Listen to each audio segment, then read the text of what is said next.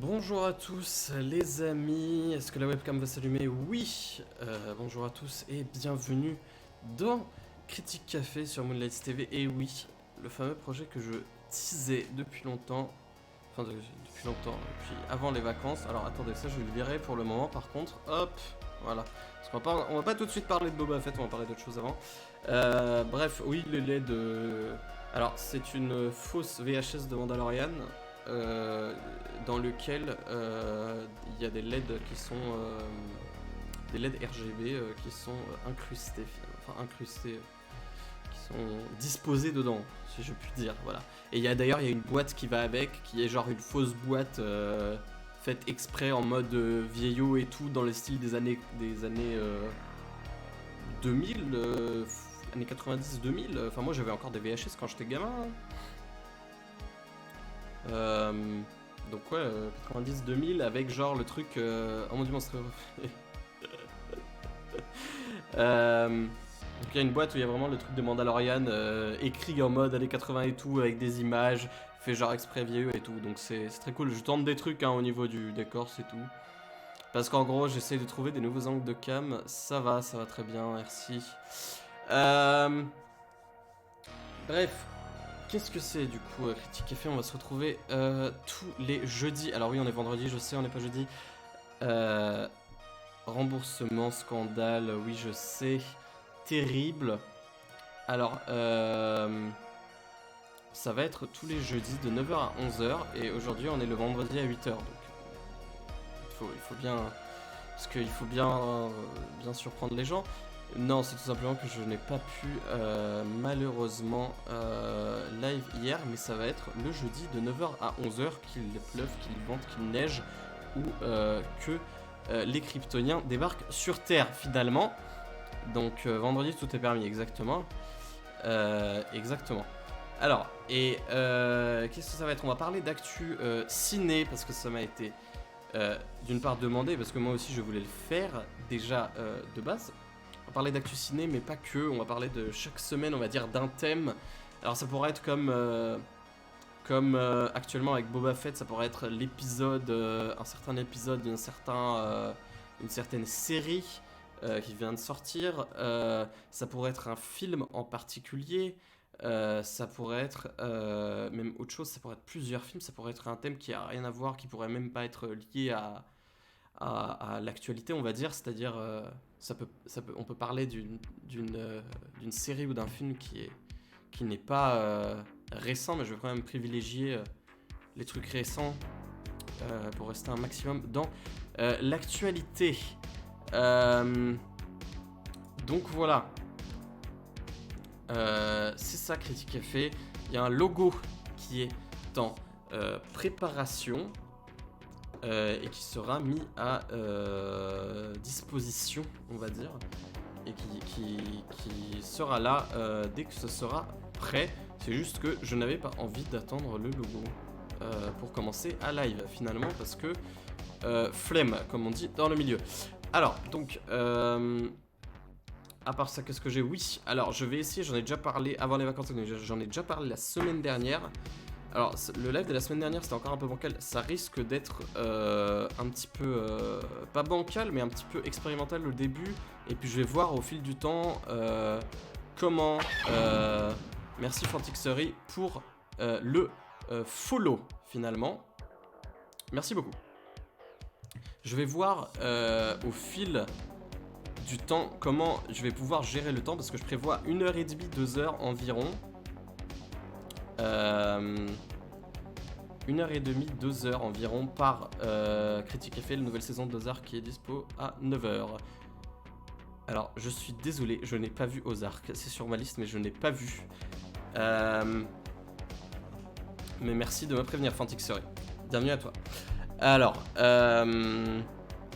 mais peut-être qu'on parlera de Ozark sur un prochain Critique Café, du coup. Donc, je disais, je verrai comment on verra avec le temps, au bout de 2, 3, 4 semaines, comment le temps sera géré, on va dire. Parce que je pense que pour le moment, ce que je vais privilégier, Ray Donovan, tu as vu? Non, non plus, désolé. Et je vais voir comment je vais gérer le temps parce que pour le moment je compte passer plus de temps sur, on va dire, le thème de la semaine que sur les news. Et puis aussi, ça soit pas exclu. Ce n'est pas exclu que je sois avec d'autres gens sur des prochains lives. Le filtre anti-pop que j'oublie tout le temps, évidemment. On est sur un live très peu professionnel finalement. Alors, donc, je disais, c'est pas exclu que je sois pas seul, que ça soit par Discord avec d'autres gens ou ici avec d'autres gens qui seraient avec moi, mais on verra parce que vu que j'ai choisi des horaires, c'est quoi ton style de série film? Alors, je te demande en toute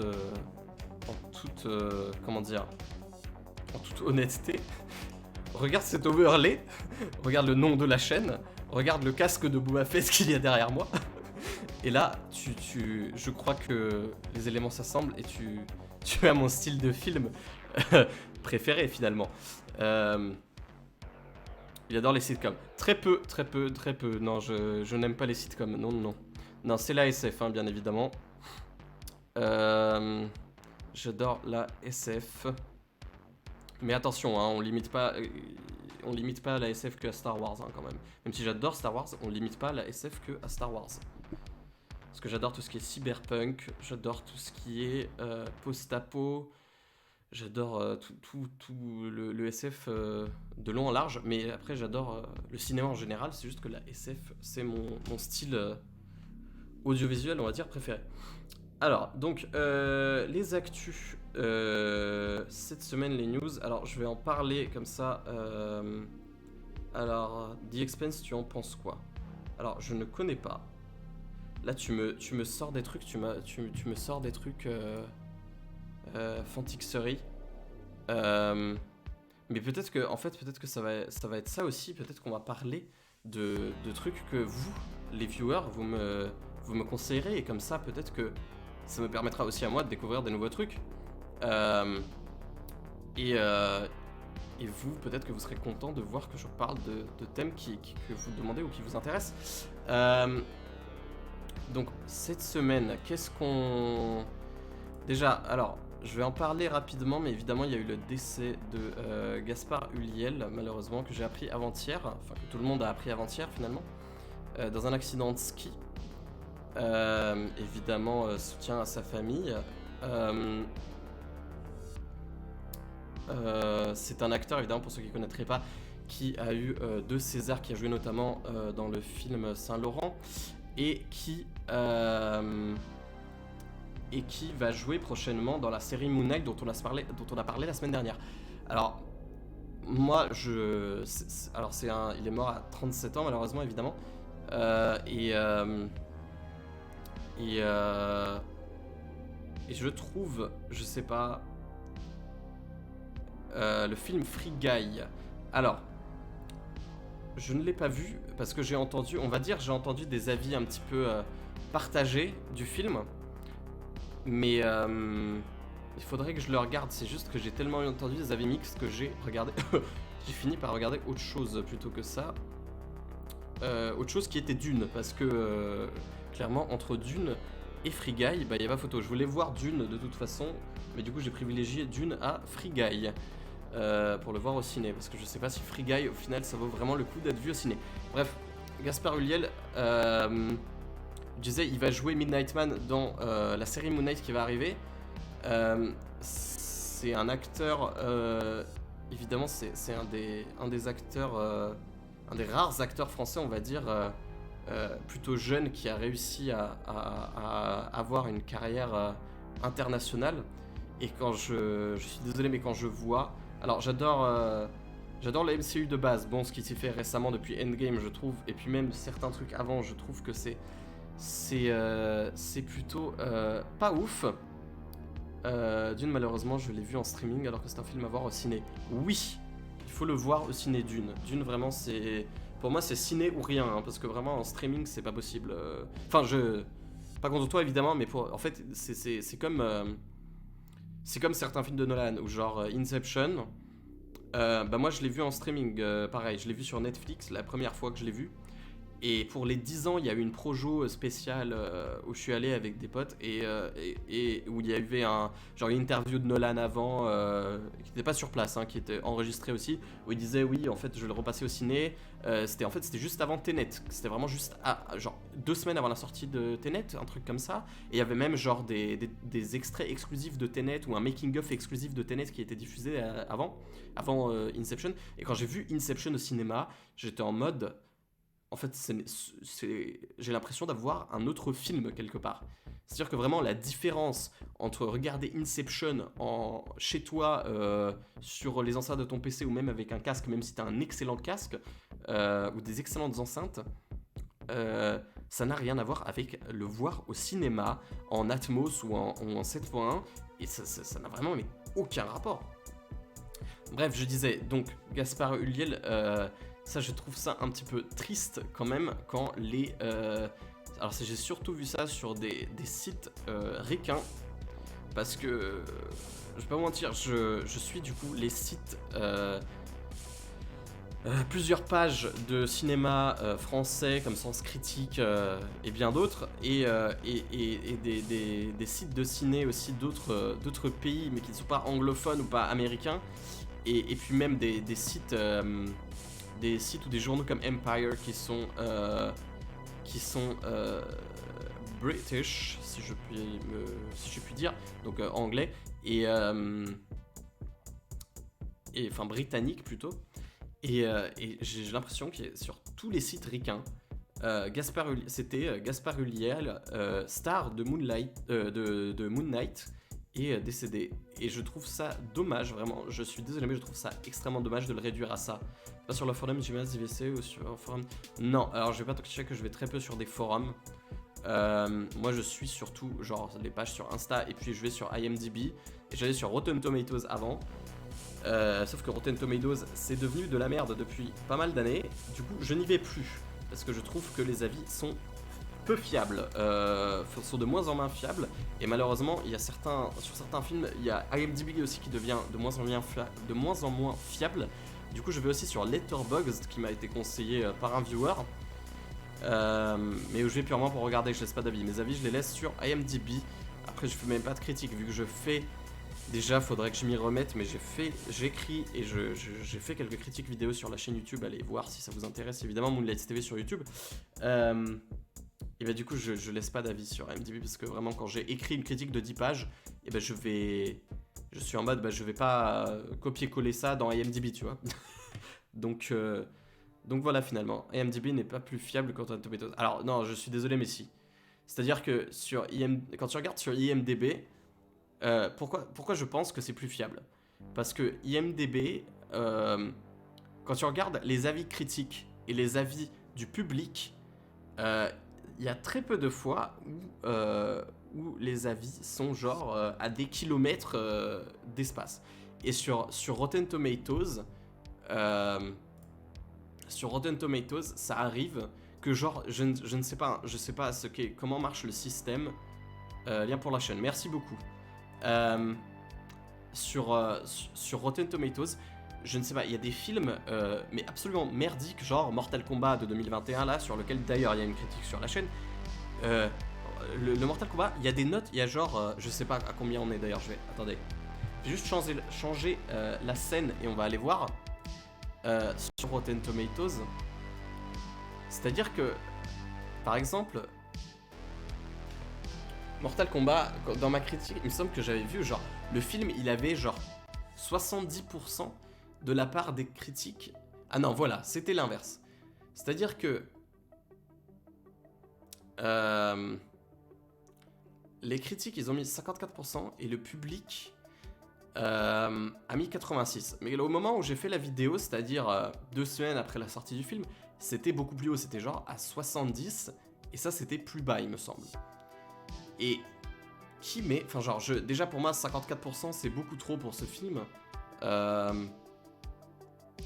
C'est beaucoup trop pour ce film. Et 86% c'est vraiment beaucoup trop. Je sais pas. Mais IMDb, oui, IMDb est de moins en moins fiable. Et ça, je le remarque surtout depuis No Way Home. Et c'est pour ça que maintenant, j'ai... En fait, Rotten Tomatoes, j'y vais pour un seul truc maintenant, c'est que tu peux rate des séries saison par saison, chose qui est plus compliquée sur IMDb. Mais, parce que genre, je vais sur... allez, on est dans le thème de Mandalorian.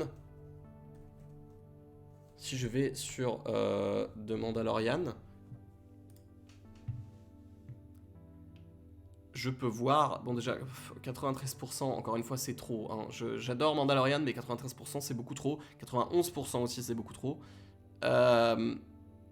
Alors, voilà, donc là il y a les saisons, chose que sur IMDb c'est plus compliqué à voir.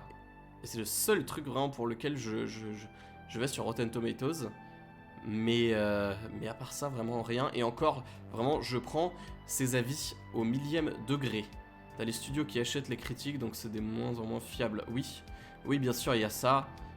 Bon, il y a eu ça aussi, il y a eu des infos qui ont été sorties en mode la stratégie, mais genre ultra agressive de Disney, là, vu qu'on parle de studios qui achètent des critiques. C'est la stratégie vraiment ultra agressive de Marvel pour pousser No Way Home, mais comme pas possible, quoi. Mais genre vraiment, mais comme pas possible. Et c'est aller jusqu'à genre déprogrammer des films, hein. C'est-à-dire que moi, j'ai vu des histoires en mode, oui, il y a des gens qui se sont fait annuler des places de ciné. Je suis désolé qu'on reparle de No Way Home, mais il y a tellement de trucs à dire sur ce film, en fait. Malheureusement. Il y a des gens qui ont reçu genre des mails en mode DSL, on a annulé votre séance de ciné pour tel film parce qu'en fait, à la place, il y a No Way Home. Et du coup, t'es en mode, enfin, le mec ou les gens en question qui reçoivent ce genre de mail, t'es en mode, quel est le fuck en fait? C'est-à-dire que. Enfin bref, la com était ultra agressive. Et pourtant, les affiches sont dégueulasses. Parce que je suis désolé, mais ça, ce n'est pas possible. On en a déjà parlé la semaine dernière. Mais ce n'est pas possible, les affiches de No Way Home, quoi. Je suis désolé, mais No Way Home poster.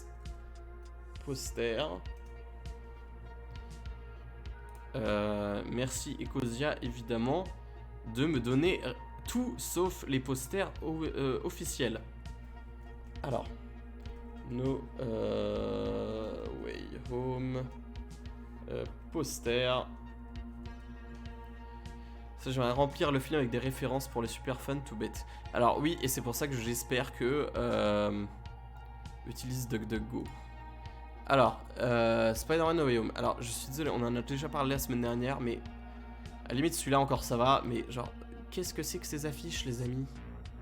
Enfin, non, mais je suis désolé, mais genre, même ça va. Je comprends pas pourquoi ils sortent ces trucs maintenant, d'ailleurs, ces affiches maintenant, parce que celles-là, elles sont encore plus travaillées. Mais ça, qu'est-ce que. Enfin, je veux dire, à un moment, il y a un mec sur YouTube. Attendez, je sais pas, je vais vous le trouver, ce truc. Non, pas vaccin Covid, on s'en branle. Désolé, j'ai cliqué sur un truc. YouTube. Alors, on va... Attendez. Guy Nails No Way Home Poster Graphic Design. Ouais, voilà. C'est cette vidéo-là. Bon, je vais enlever le son et casse-toi la pub, ta mère. Allez, hop, c'est bon. Vraiment, parce que je suis désolé, mais c'est vraiment ça, quoi. À un moment, on en est vraiment là. Hein. C'est-à-dire que, non, mais je suis désolé, mais ce n'est pas possible. D'ailleurs, du coup, merci pour cette vidéo, ceux qui jouent, évidemment. Allez vous abonner. Antivax confirmé. Non, c'est juste que j'ai cliqué par erreur. On n'est pas là pour parler du vaccin. On est là pour parler des affiches qui sont dégueulasses de No Way Home. Alors, non mais vraiment, c'est-à-dire que qu'est-ce que c'est que cette merde? Vraiment, c'est un... Quand... Enfin bref, je suis désolé, mais c'est pas possible, quoi. Cette affiche... Je sais pas, Marvel récemment, les affiches, vraiment, c'est n'importe quoi. C'est-à-dire que les mecs, ils mettent 200 millions dans un film, mais je sais pas, les affiches, c'est... ils font pas d'affiches travaillées, les fonds verts... Enfin bref, non, mais je vais pas repartir sur No Way Home, mais ce n'est pas possible, quoi. Et même les bandes annonces... les bandes annonces non plus n'étaient pas folles. Enfin, je suis désolé, mais ils mettent 200 millions dans un film et les fonds verts sont pas beaux. Les VFX sont ultra bancales dans ce putain de film. Et enfin bref, c'est en fait No Way Home, c'est bien résumé. C'est remplir le film avec des références pour les super fans tout bêtes. Alors oui, c'est genre, je crois que c'est JDG qui avait dit No Way Home. En fait, c'est un festival de références collés ensemble par un scénario ultra bancal et plein de facilités scénaristiques. Et vraiment, c'est ça. Mais bon, passons sur No Way Home. On en a déjà parlé plusieurs fois. On va pas en reparler. Il y a eu quoi d'autre? Il y a eu, vu qu'on a parlé de Gaspard Ulliel, je vais dériver sur Moon Knight. On a eu la première. Est-ce que t'as vu Don't Look Up sur Netflix? Non, pas encore, j'ai pas eu le temps. Vu que je suis sur un projet de prod, un projet en ce moment pour mes études finalement. Du coup, regarde pas. Je vais le voir parce que à un moment je suis obligé. Mais parce que j'aimerais bien le voir quand même, vu que les gens en parlent beaucoup. Du coup, j'aimerais bien le voir, mais il faut que je trouve le temps parce que j'ai beaucoup de choses à rattraper en ce moment. Je n'ai pas encore vu Matrix Résurrection, alors que j'ai très envie de le voir. J'ai essayé de le voir ce week-end. J'ai pas encore vu le nouveau Del Toro, Nightmare Alley. Faut que j'aille le voir. J'ai très envie. Je sais pas si j'aurai le temps ce week-end. Mais peut-être qu'on parlera de Matrix Résurrection la semaine prochaine, du coup, vu que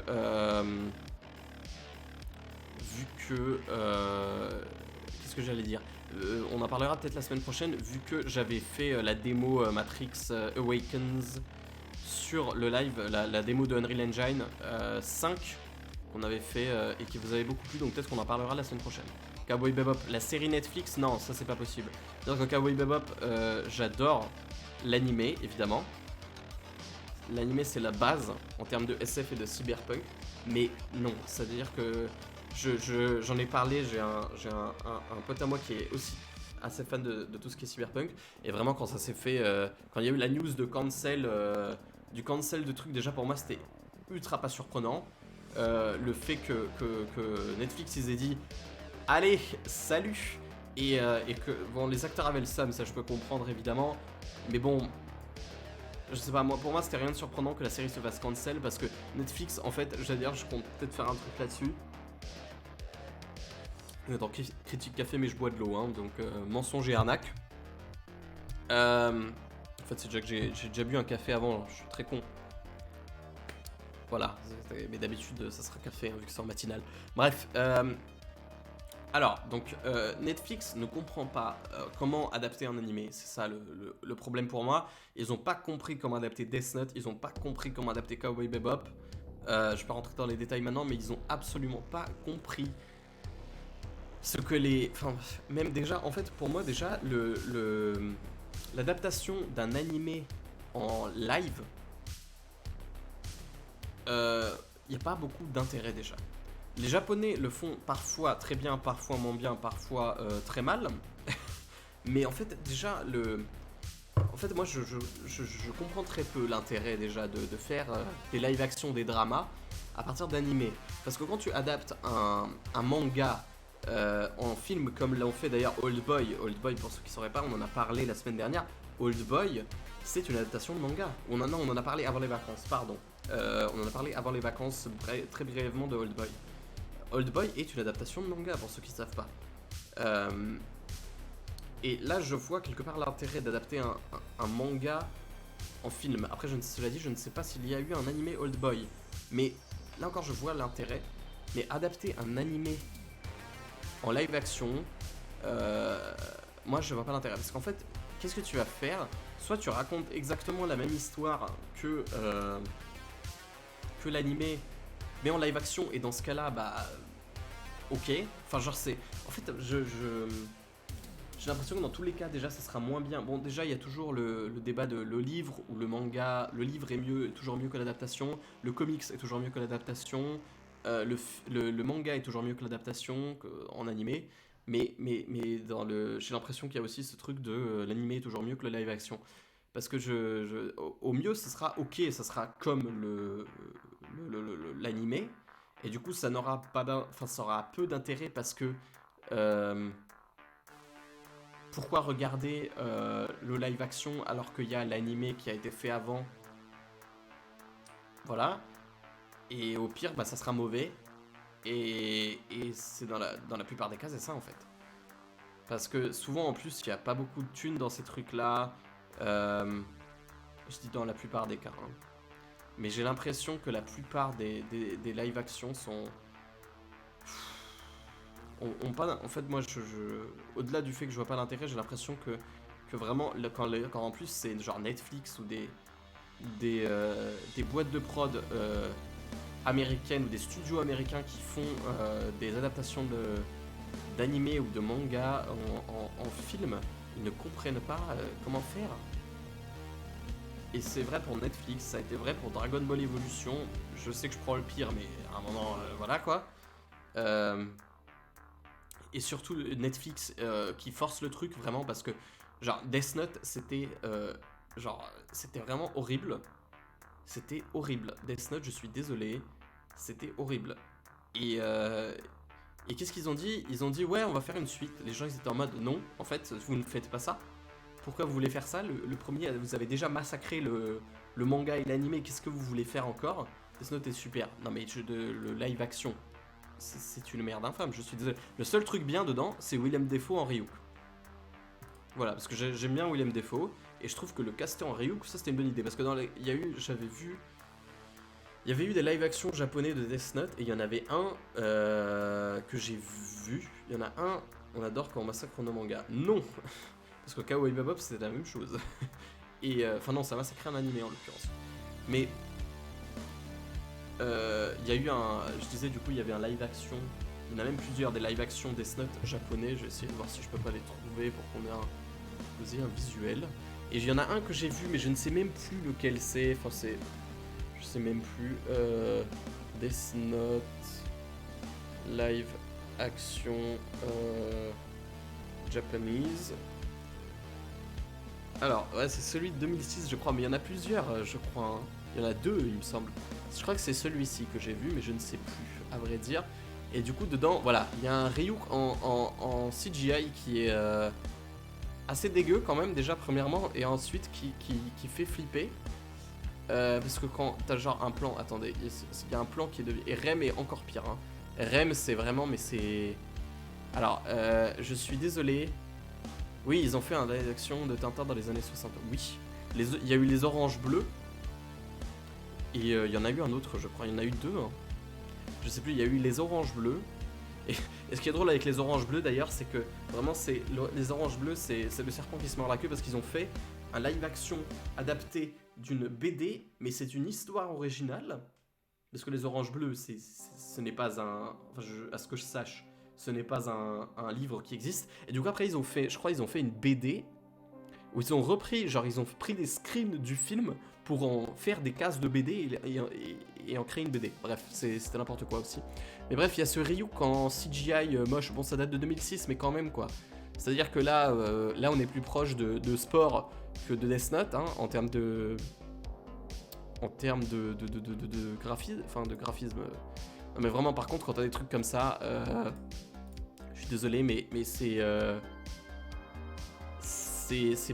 vraiment, des fois, c'est. On dirait un jeu de PS1. Alors, j'aurais plus dit PS2, mais ouais, on est là-dessus, quoi, globalement. Et surtout, il y avait un. Attendez. CGI Ryuk. Est-ce qu'on va trouver le plan? Voilà, c'est ce plan-là, quand il est dans le supermarché. Bon, voilà, c'est ça. C'est ça que je cherchais. Ce plan, dans le film, quand tu le vois, t'es en mode, mais... Déjà, enfin bref, c'est...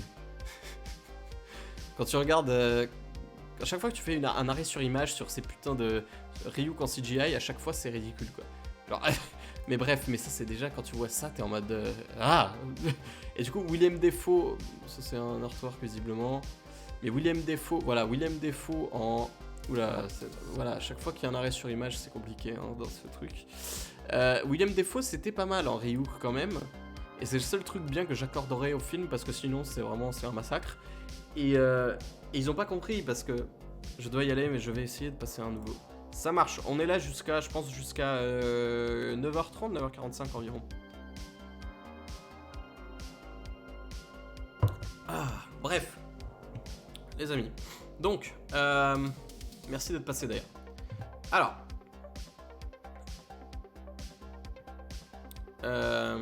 bon stream dans ce cas, merci d'être passé. Qu'est-ce qu'ils ont pas compris? Ils ont pas compris pourquoi? Parce que il y a eu un communiqué pas longtemps sur les réseaux en mode oui, Netflix il prévoit toujours la partie 2 de Death Note et ils disent qu'ils vont écouter les fans. Et sur tous les commentaires c'était les fans vous ont demandé d'arrêter et de pas faire cette suite, du coup vous les écoutez pas en fait. Excusez-moi.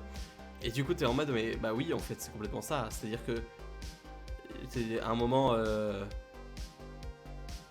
vous, je sais pas, vous avez pas compris quoi. Et Cowboy Bebop c'est pareil quoi. Vraiment moi j'étais zéro surpris. Déjà avant la sortie on savait que ça n'allait pas marcher quoi.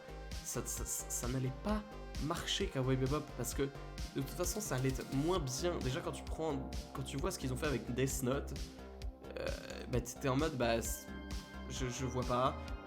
Déjà il y avait des gens qui se plaignaient du casting. Moi pour le casting je suis assez indulgent quand même. C'est-à-dire que même sur Resident Evil Welcome to Raccoon City là le nouveau, déjà quand on voyait le casting j'étais en mode bon attendons de voir le film. Et moi je suis en mode le casting à la limite s'il est pas totalement cohérent pour moi ça peut passer tu vois.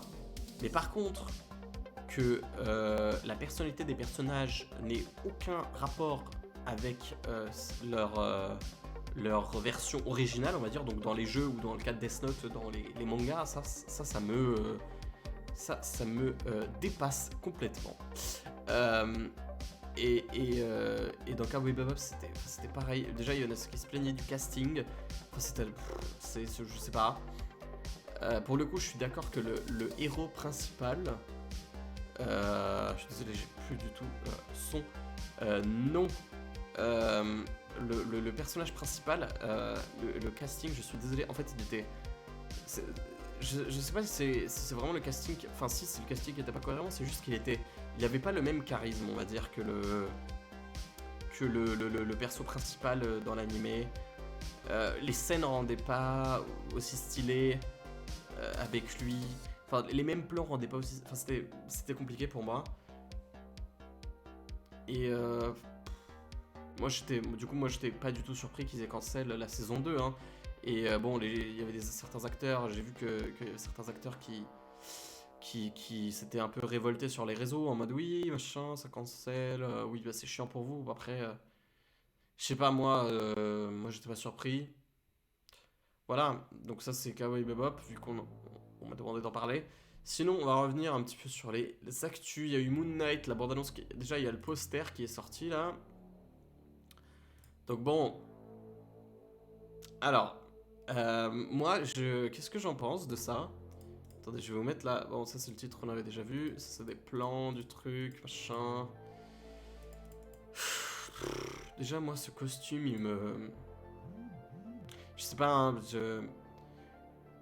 En fait, je sais pas si Moon Knight c'est vraiment le personnage à adapter, quoi. Bon, le costume peut être très stylé, hein. Je sais que... Ça veut dire oui, c'est une bande-annonce, machin. Oui, je suis complètement d'accord, c'est une bande-annonce. On a vu 2 screens du costume. Peut-être qu'il rendra beaucoup mieux dans le film. Et le costume, bon... On verra, hein, mais genre dans les plans... En fait, surtout, ils nous ont montré des plans où j'ai l'impression qu'ils ne le mettent pas en valeur. Genre là. Bah, je sais pas en fait. Enfin, ça fait vraiment momie.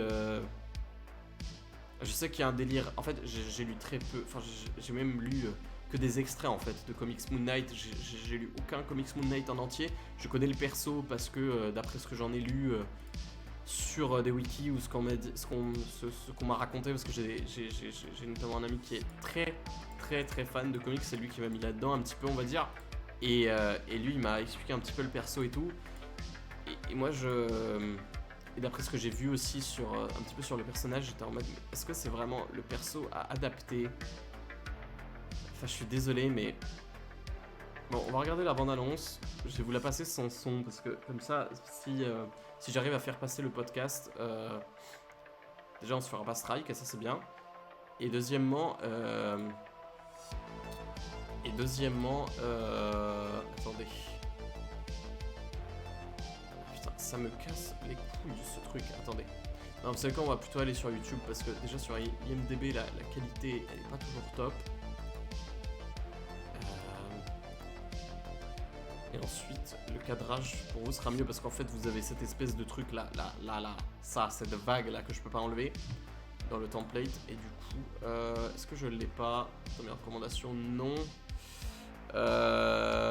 Moon Knight. Alors, alors ça, on l'avait regardé la semaine dernière parce qu'on avait live dimanche la semaine dernière, parce que j'avais un petit peu improvisé. Mais on s'en branle hein, de quelle version on garde globalement. Putain, il y a toujours ce truc dans votre... Bon, ça en fout. Hein. De toute façon, là, c'est sans son. Vous irez le voir. Vous irez le voir de votre côté si ça vous intéresse vraiment.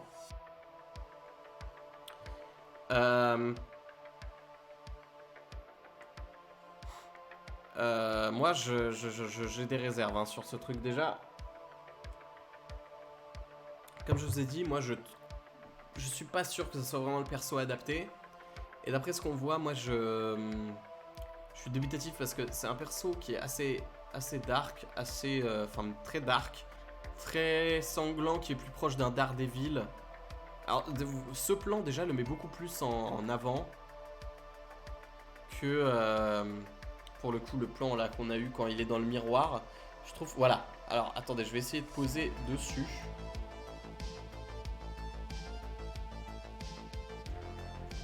Putain, vous savez quoi? On va y arriver.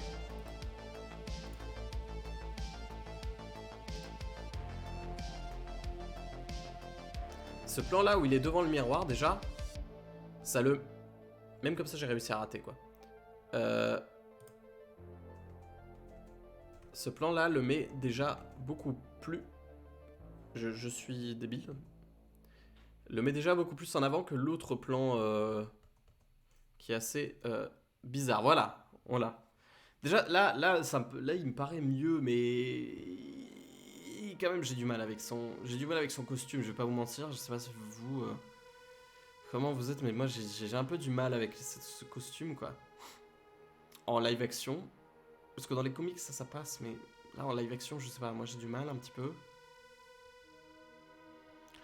Et vraiment, c'est un perso hyper dark et sanglant. On est beaucoup plus proche d'un Punisher ou d'un Daredevil, Daredevil en anglais évidemment, que d'un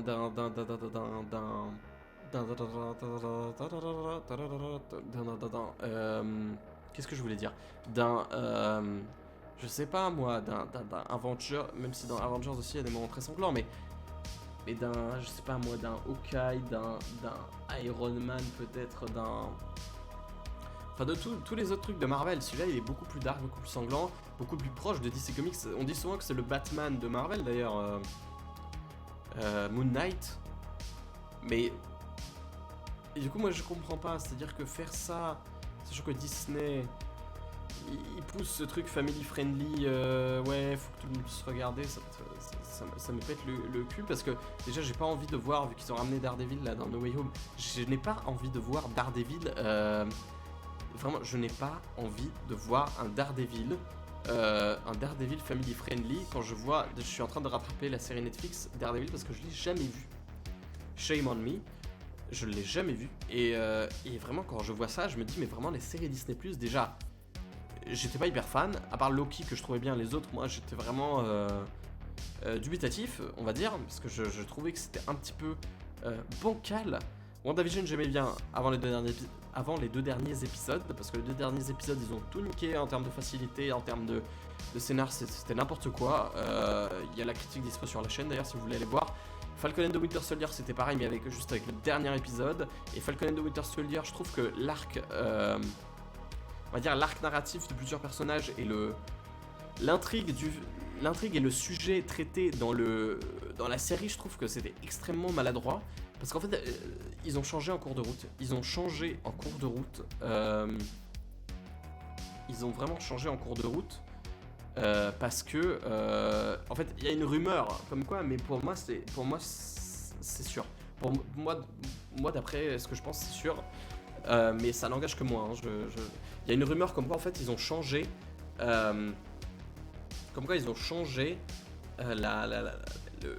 Toute l'intrigue finalement de Falcon and the Winter Soldier. Parce que je sais pas si vous vous rappelez, du coup dans Falcon and the Winter Soldier, il y a un délire de oui, en fait, c'est les gens qui se sont fait snapper. Je sais même plus si c'est les gens qui se font snapper ou c'est les gens qui se font pas snapper et qui du coup perdent leur situation de vie finalement. Et qui deviennent en quelque sorte des réfugiés, on va dire. Et ça a essayé de traiter ce truc-là. Mais en fait, au début, je sais pas si vous vous souvenez, dans le tout premier épisode, ils sont en mode, ouais, ils volent des vaccins. Et ils volent une cargaison de vaccins. Et en fait, ce truc-là, apparemment, c'était parce que à la base, ça devait être des partisans de Thanos. Apparemment, hein, c'est une rumeur, je crois. Enfin, c'est leak ou rumeur, je ne sais plus. Ça devait être des partisans de Thanos qui devaient qui voulaient balancer un virus sur la Terre et du coup pour à nouveau exterminer la moitié de la population. Et du coup c'est pour ça qu'ils voleraient des vaccins. Et donc apparemment ça a été changé à cause du Covid. Et du coup en fait pour moi le problème c'est que ça se voit que en fait je pense qu'ils ont fait des reshoots ou que enfin je sais pas si c'est vraiment du reshoot ou s'ils ont juste coupé des... Enfin, je sais même pas en fait. Moi, je pense qu'il y a eu des reshoots. Mais... et que du coup, ça a été changé en cours de route. Ou alors que ça a même pas été reshoot. Genre, ça a été réécrit en cours de route. Sauf que du coup, ils avaient genre déjà tourné des trucs. Et ils ont changé vraiment en cours de route. Certaines parties, sauf qu'il y avait déjà des trucs qui étaient tournés. Et du coup, ils ont monté des trucs de l'ancienne intrigue et du nouveau... Enfin, c'est bizarre en fait. En fait, parce que j'ai l'impression qu'ils ont... Il y a une partie de l'ancienne direction, si ce truc est avéré, mais moi j'ai l'impression que c'est vrai. J'ai l'impression qu'il y a une partie de l'ancienne direction avec tout le truc des vaccins et tout, et des fois, et je pense que d'ailleurs c'est pour ça que dans Hawkeye, tu vois plusieurs fois le Thanos was right, le Thanos avait raison. Dans la série Hawkeye, je pense que c'est pour ça aussi, à mon avis. Hein. Et j'ai l'impression qu'il y a une partie de l'intrigue originale qu'ils avaient écrite, on va dire, et ensuite il y a une partie de la nouvelle intrigue qu'ils ont réécrite, et du coup en fait ça essaye de traiter le nouveau sujet, sauf que vu qu'il y a des anciens trucs, bah c'est hyper bancal, tu comprends pas trop, enfin même c'est hyper maladroit en fait, rien que l'explication et la présentation des méchants est hyper bancal, je suis désolé, mais j'ai parlé avec beaucoup de gens et j'étais en mode, est-ce que c'est que moi qui genre on est à l'avant-dernier épisode et moi je comprends toujours pas vraiment pourquoi, comment et par quoi veulent les méchants, c'est quoi leur but, enfin les Flag Smashers du coup, les méchants qui sont pas des méchants, d'ailleurs c'est Disney, je crois qu'ils ont un générateur d'équipes de méchants aléatoires parce que genre vraiment, en plus c'est la même actrice qui joue dans Solo, il y avait les Cloud Riders et c'était la même, c'était la, putain comment elle s'appelle, Erin Kelly, je sais plus comment elle s'appelle la meuf, l'actrice qui joue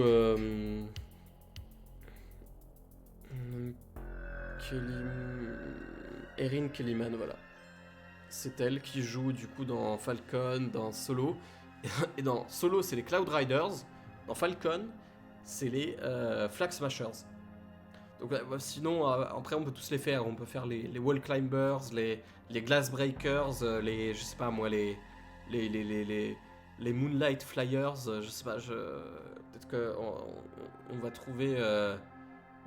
On va trouver des trucs, quoi, parce que sinon, vraiment, on peut tout faire, quoi. On peut faire je sais pas moi, les fire et les fire makers. Enfin, on peut faire plein de trucs, hein, dans ce cas-là. Vraiment, on peut faire 3 milliards de trucs. Vraiment, vraiment, je ne comprends pas. Mais bon. Et du coup, c'était des méchants, mais pas vraiment, comme dans Solo. C'est pour ça que je fais le parallèle, parce que c'est vraiment, c'est la même actrice, le même schéma. C'est genre, ouais, on est des méchants, mais en fait non. Et dans Solo aussi, en plus, il venait. En vrai, j'aime pas Solo. Hein, je trouve que c'est un film horrible qui fait pas du tout honneur à Han Solo et pour moi, c'est pas Han Solo. C'est pas Han Solo dans ce film. C'est Jean-Louis Solo, Michel Solo, Bruno Solo, tout ce que vous voulez, mais c'est pas Han Solo, hein, c'est pas possible. Pour moi, je le renie de la même manière que la Boss-Logie. Pour moi, c'est pas possible. Vraiment, le seul film, je dis bien film, hein, on parle pas des séries, film de Star Wars de Disney que j'admets, c'est Rogue One. Hein, parce que j'ai adoré Rogue One. Mais alors, Solo et la Boss-Logie, pour moi, c'est vraiment, ça ne passe pas du tout finalement. Et voilà. Et donc vraiment, ça ne passe pas. Mais bref, et je trouve ça. Enfin, en fait, je trouve que vraiment le truc. Je suis sûr qu'il y a eu des changements en cours de route parce que c'est hyper maladroit. Le sujet est hyper maladroitement exploité, même si je trouvais intéressant justement le sujet. Je trouve que c'est hyper maladroit. Et même dans l'intrigue sur John Walker, l'évolution du personnage de John Walker est hyper maladroite. Genre, en fait, parce que quand il tue, par exemple, un truc complètement basique, mais quand il tue une personne en public, du coup le mec qui avait tué, je sais même, enfin je crois pas que c'était lui, non c'était même pas lui, un des Flag Smashers là, quand il le tue en public avec son bouclier, qui a le plan là sur le bouclier ensanglanté. Et d'ailleurs, c'était un truc qui m'avait surpris de Disney quand même. En fait, ce que les gens ils comprennent pas, enfin c'est pas que les gens comprennent pas, c'est que c'est super maladroit la manière dont c'est pas expliqué en fait. C'est ça aussi, c'est pas expliqué. C'est qu'en fait, en soi, le problème n'est pas que, enfin le problème, on va dire, si le problème n'était pas pour le gouvernement, n'était pas que John Walker ait tué quelqu'un en public, parce que John Walker, en fait, John Walker, c'est pas un méchant. John Walker, c'est un anti-héros. Pour moi, c'est clairement un anti-héros. C'est un mec qui veut être Captain America. Et mais qui parle sérum, enfin qui a des trucs pas cool en lui, on va dire, qui ressurgissent parfois, et qui, en s'injectant le sérum, devient sain en plus, et c'est un anti-héros pour moi. Et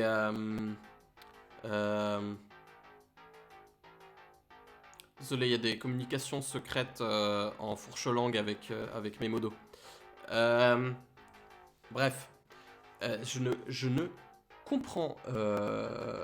comprends pas pourquoi ils ont fait ça aussi maladroitement. C'est-à-dire que le problème n'est pas que John Walker a tué quelqu'un en public. Enfin, c'est un problème, mais là, dans ce contexte, quand vous réfléchissez, premier épisode, je crois que c'est même la toute première scène, toute première séquence de la série, Falcon, il est en train de voler en mode lololol, faut pas qu'on aille dans l'espace aérien libyen, hein, parce que sinon, ouais, c'est un crime de guerre, lololol. Il est en train de buter des mecs dans des hélicos, tu vois 2 hélicos se cracher, je crois. T'es en mode, du coup, eux, ils sont pas morts, et ça pose pas problème.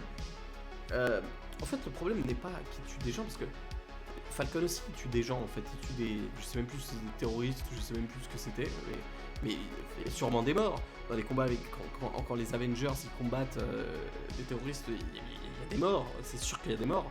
Le problème était qu'il a tué quelqu'un en public, alors que c'est le nouveau Captain America, qu'il avait, on va dire, des choses à prouver, vu que l'État, en fait, attend de lui qu'il ressemble à Steve Rogers, qu'il soit le nouveau Steve Rogers.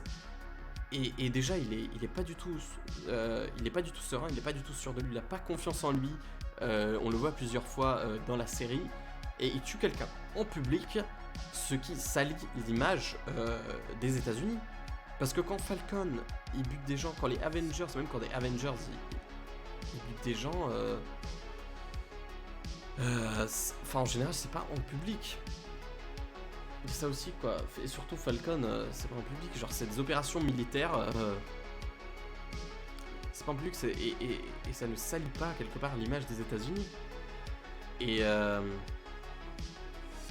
John Walker, là quelque part, enfin c'était ça en fait, il avait sali l'image des États-Unis, et c'est pour ça qu'ils l'ont démis de ses fonctions. Et ça je trouve que c'était super mal expliqué. Enfin, c'était pas expliqué dans la série en fait. Eux ils sont restés sur oui, il a tué quelqu'un. Mais du coup, t'es en mode, c'est pas logique en fait. Parce que si tu restes sur juste il a tué quelqu'un, ce n'est pas logique du tout. Pardon, du tout. Ce n'est pas du tout logique parce que. Pourquoi c'est pas logique du tout? Parce que Falcon il a tué des gens. Rien que si on reste dans la même série, Falcon et Bucky ils tuent des gens aussi. Hein. Surtout Falcon, tu le vois. Enfin bref. Mais c'est vraiment si tu vois, si tu restes collé à ça, c'est ultra absurde. Et si tu réfléchis un petit peu plus avec les éléments qui sont montrés dans la série mais qui sont pas expliqués, t'es capable de comprendre mieux pourquoi les choses se sont passées. C'est juste que Disney, je sais pas s'ils voulaient pas ou s'ils ont pas réussi à amener ce truc, parce que en fait moi j'attendais déjà quoi de Falcon? Moi j'attendais que ça soit politique. Et quelque part ça l'était, sauf que c'était extrêmement maladroit. Premièrement avec les Flag Smashers, et deuxièmement avec John Walker, sauf que c'était extrêmement maladroit, parce que tous les films Captain America sont politiques. Bon, le premier moins, même si c'est la guerre mondiale, donc c'est quand même, ça reste quand même quelque part politique.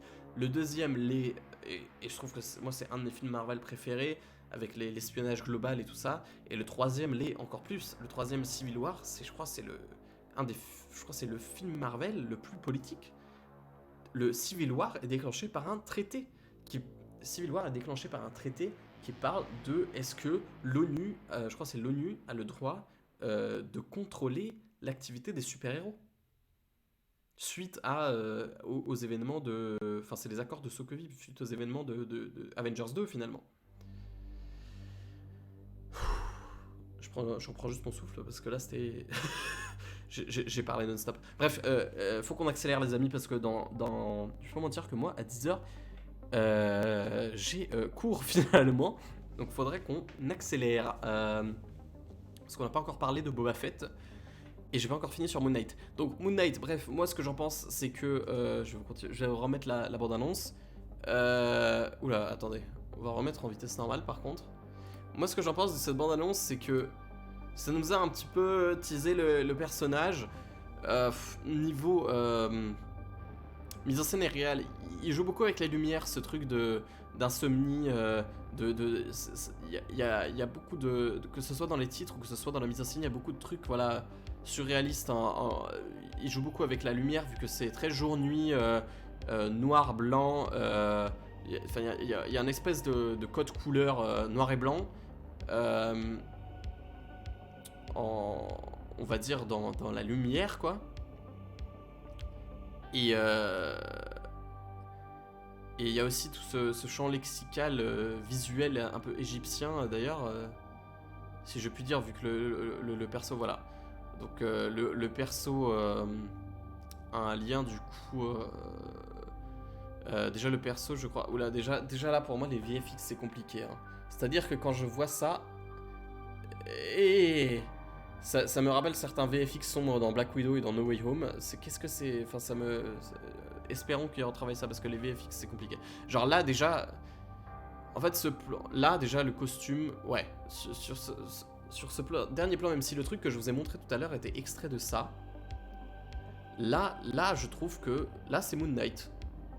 Par contre c'est à voir de, genre là je veux bien, là le costume est cool. Par contre là il se retourne et là enfin je sais pas, là déjà je trouve que je sais pas, les VFX, parce que là-dedans il y a du VFX, hein, c'est C'est sûr qu'il y a du VFX et du CGI ou du VFX, on appelle ça comme on veut.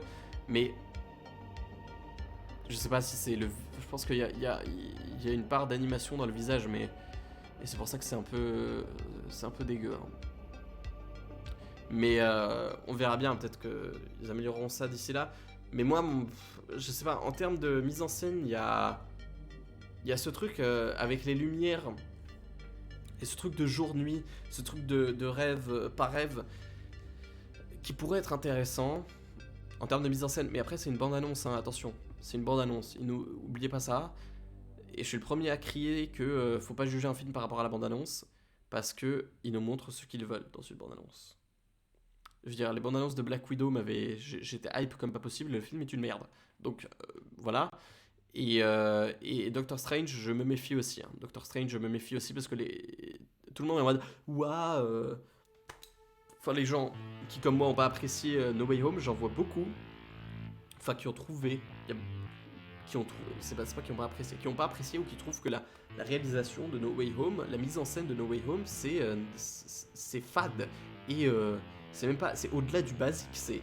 Ça n'a pas d'âme. C'est sans âme. C'est fade. Et vraiment, ça n'a pas d'âme, la réalisation de No Way Home. John Watts, je ne comprends pas et j'ai peur pour les 4 Fantastiques. Mais bref. La mise en scène, quand on voit la bande-annonce de Doctor Strange 2, les gens ils sont en mode ouais, les plans ils ont l'air tellement plus beaux que tous les plans de No Way Home. Parce qu'en soi, dans No Way Home, il n'y avait pas beaucoup de plans super travaillés. Hein. Enfin, genre, que tu retiens en fait, visuellement. Moi, le seul truc vraiment que je retiens, c'est le plan avec les 3 Spider-Man sur la Statue de la Liberté. Et encore, je trouve qu'elle est. Enfin, elle est stylée, mais je comprends pas. Enfin, déjà, moi, je comprends pas tout le fight final là, sur des échafaudages de nuit, Statue de la Liberté. Je trouve que c'est ultra mal monté, ultra mal. Le fight est ultra mal pensé déjà. Mais bon, je vais pas encore rentrer là-dedans. Et au-delà de ça, moi, les seuls plans que je retiens, c'est vraiment la fin du film avec.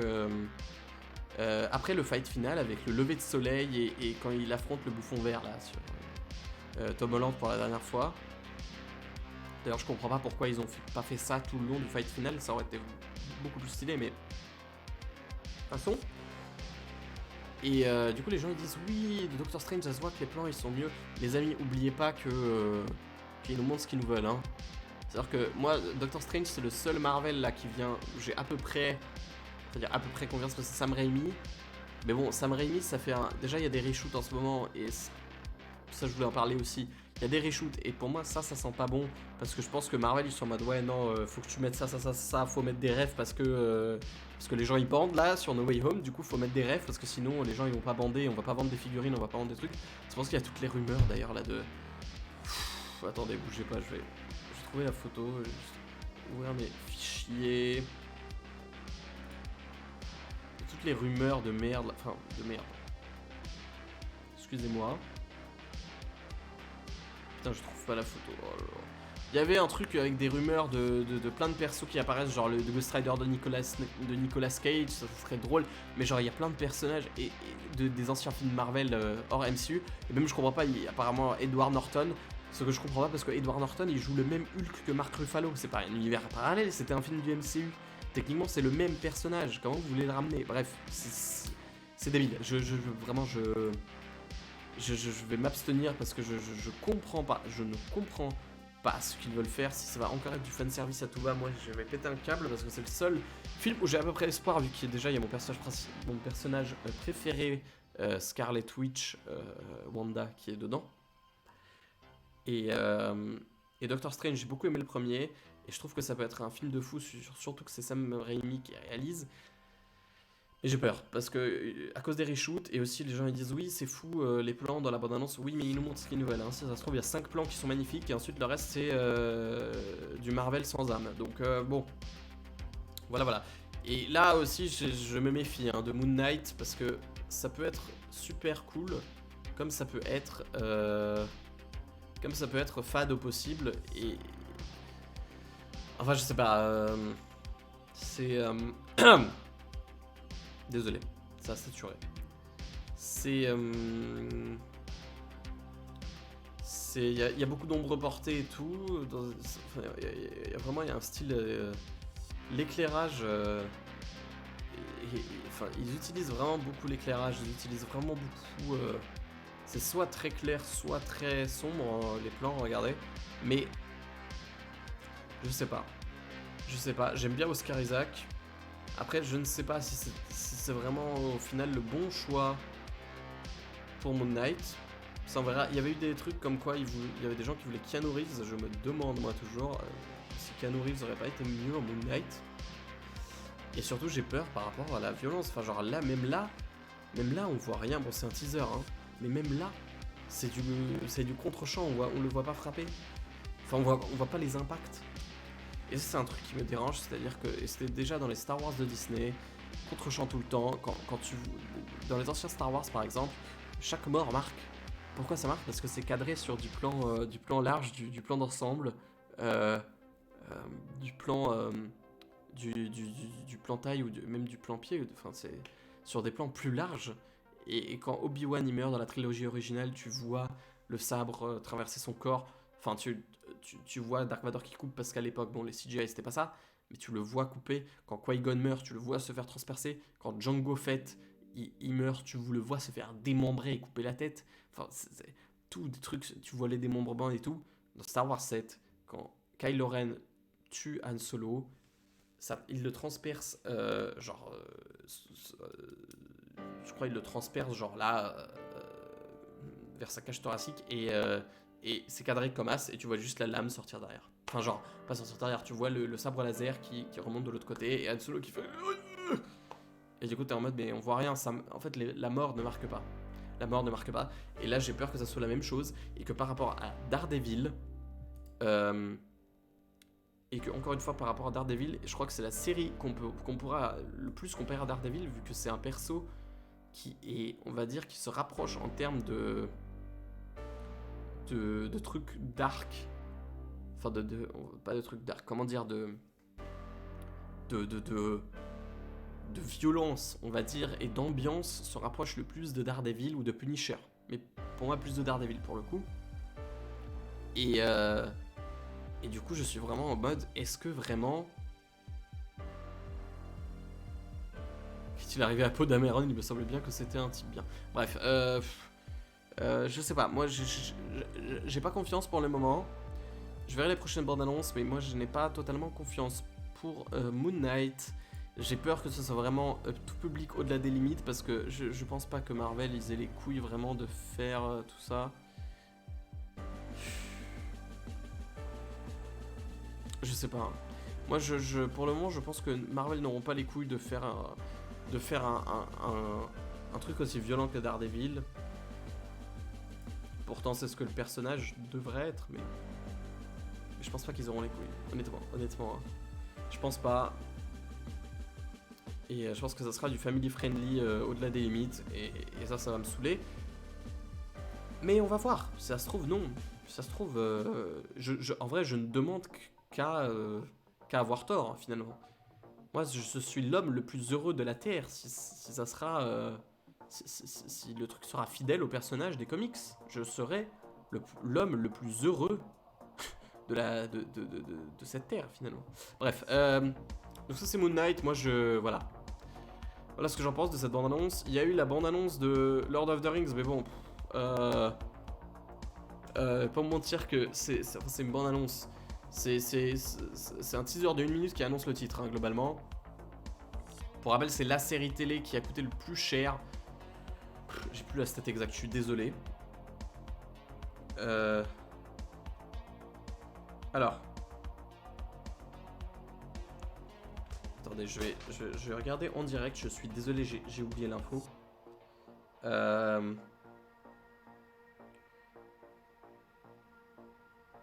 C'est la série qui a coûté le plus cher. C'est qui a coûté le plus cher de l'histoire du cinéma. Du coup, la série s'appellera The Lord of the Rings, The Rings of Power. Du coup, bon, ça c'est que le title announcement. Donc il n'y a pas vraiment d'image à part ça, quand genre ça annonce le titre. 465 millions de dollars pour sa première saison. Et je vois un petit peu les commentaires qui disent ce sera soit une masterclass, soit un navet, mais il n'y aura pas d'entre-deux. Et moi je suis un peu d'accord, hein. C'est-à-dire que là vraiment, quand ils annoncent, oui, tant de budget, tant de machin, tant ça coûte autant, c'est le truc qui a coûté le plus cher, la série qui a coûté 465 millions pour une saison, la série qui a coûté le plus cher de l'histoire du cinéma, enfin des séries en l'occurrence.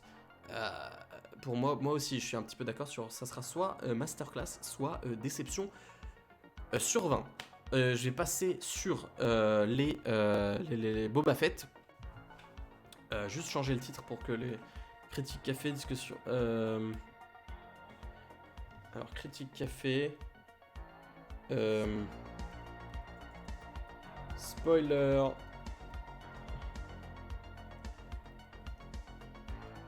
The Book of Boba Fett.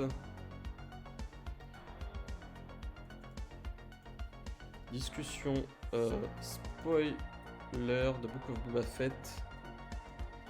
Épisode 4. C'est bien épisode 4, je ne me trompe pas. Voilà, ça c'est fait et du coup je vais remettre ça dans le doute.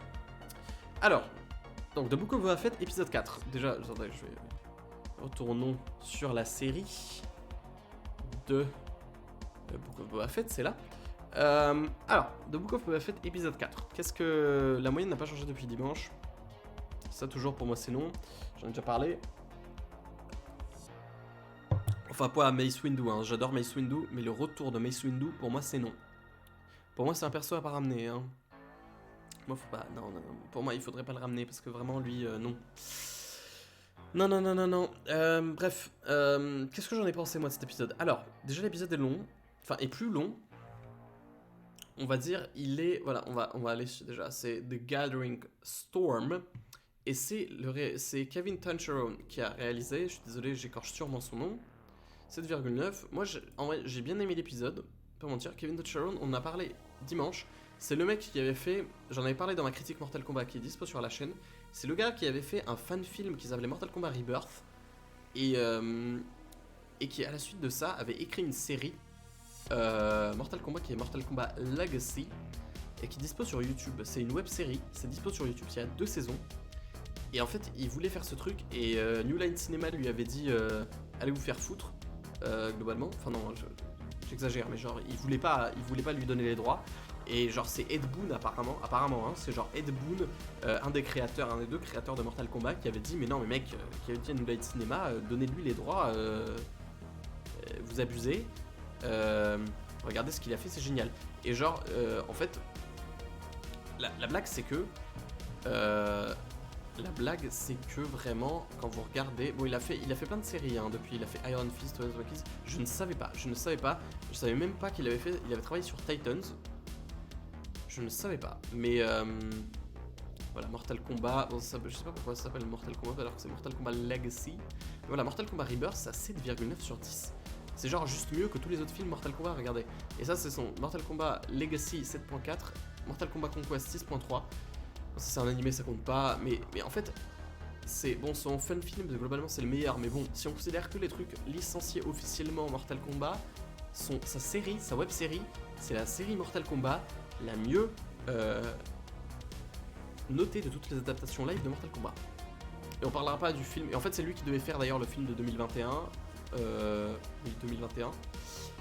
Sauf qu'au final, ça prenait longtemps et il a quitté le projet, il me semble. Parce que ça traînait, ils l'ont donné à Simon McCoy qui a fait de la merde. Parce que le mec, c'était son premier film. Bon, je veux bien comprendre, mais je sais pas qui a merdé dans l'histoire, mais là, bon. La réal était pas, enfin la mise en scène n'était pas ouf du film, n'était pas ouf du tout, vraiment c'était très bancal hein, sur des moments de la mise en scène et globalement il y avait rien de spécial dedans. Hein. Il y a aucun moment où j'étais en mode ouais, c'est masterclass. Enfin bref. Donc c'est lui qui a réalisé cet épisode 4 de Book of Boba Fett. Et donc Boba s'associe à Fennec Shand. Donc globalement c'est ça hein, l'épisode. Donc on passe beaucoup plus de temps sur cet épisode là, on passe vraiment beaucoup plus de temps sur le flashback. Vu que je rappelle que la série se passe sur 2 timelines, on va dire. Attendez, on va cacher la pub, mais comme ça vous avez quand même le titre. La timeline, en fait la série se passe sur 2 temporalités. Il y a la timeline principale et on va dire le présent, le présent. Et il y a quand il est dans son Bacta Tank, dans son truc qui le soigne. Et bah ça... finalement, il a des espèces de flashbacks du passé. Et du coup, on apprend ce qui s'est passé depuis qu'il a réussi à s'échapper du Sarlacc pit. Et du coup, j'ai bien raison, hein. Je pense que... je pense que du coup, j'ai raison par rapport au truc que j'avais dit, c'est-à-dire qu'en fait, il a besoin de ce Bacta Tank parce qu'il est toujours blessé par rapport aux acides qu'il a pris dans le Sarlacc. Vu que même Fennec Shand lui dit t'as besoin d'un Bacta Tank, mec, c'est chaud là, quand ils se rencontrent là dans son flashback. Et du coup, qu'est-ce que j'ai pensé moi de ce nouvel épisode? Bon, déjà la réal, il n'y a rien qui m'a transcendé, hein, je vais pas vous mentir. Il n'y a rien où j'étais en mode waouh, c'est génial, niveau mise en scène, waouh, c'est super. Ça reste du Star Wars classique, c'est sympathique. Ça fait honneur à Star Wars. C'est pas mal réalisé ou mal mis en scène comme la postlogie. C'est du Star Wars classique, on va dire, mais qui fait honneur à Star Wars. Ensuite, un truc que j'ai noté, c'est la BO, et ça on en parlera. Pourquoi j'ai kiffé? Parce qu'en gros, tu vois d'un autre point de vue une scène qu'on a vue dans Mandalorian. En gros, dans Mandalorian, dans la saison 1, dans l'épisode 4 ou 5, je vais pas mentir, je sais plus, je crois que c'est l'épisode 4 ou 5, quand l'épisode avec Fennec Shand, du coup, quand en gros ils envoient des flashs, des roquettes flash pour aveugler Fennec Shand et qui se rapproche Speeder avec l'autre mec là, l'autre chasseur de primes amateur là, enfin qui est un full débutant et qui s'est fait niquer en prenant la quête en prenant le bounty sur Fennec Shand. Et du coup en gros là tu vois la même scène mais du point de vue de Boba Fett. Et en gros ils utilisent ce qu'on appelle la rétention primaire et secondaire. C'est quoi la rétention primaire et secondaire? La rétention primaire et secondaire, c'est en fait quand vous avez un thème musical qui vous a été mis dans la tête et qui ensuite va revenir. Enfin, grossièrement c'est ça. C'est comme ce qui est utilisé sur Dark Vador par exemple. C'est-à-dire que Dark Vador, on vous a ancré dans la tête entre guillemets que quand il arrive pour la première fois, vous entendez le thème principal enfin le thème de l'Empire quoi, qu'on connaît tous. Et ensuite, quand il arrive et que vous ne le voyez pas encore mais que vous entendez le thème, vous allez vous dire il y a Dark Vador qui va arriver. Et là ils utilisent ça, mais sur Mando. Parce que quand tu vois la flash partir, à un moment, tu vois Boba Fett sur Bantha, qui est devenu un mème, hein, le Like a Bantha. Sur son Bantha, là, l'espèce d'animal géant là, des hommes des sables, ils ont et que tu vois la flash partir, t'as le thème de Mando qui revient un instant, et du coup tu comprends, en fait t'es en mode attends mais j'ai déjà vu une flash, pourquoi il y a le thème de Mandalorian? Et là tu captes que c'est cette scène là, et ça je trouvais ça très, en fait c'est d'habitude j'ai l'impression, même dans Mandalorian à certains moments on te bourrinait vraiment sur certains trucs, genre sur Ahsoka, quand tu voyais des autres persos que t'as déjà vu dans d'autres séries, c'était vraiment on te bourrinait le truc, c'était pas du tout subtil. Même sur Ahsoka, quand j'étais en mode quand il y avait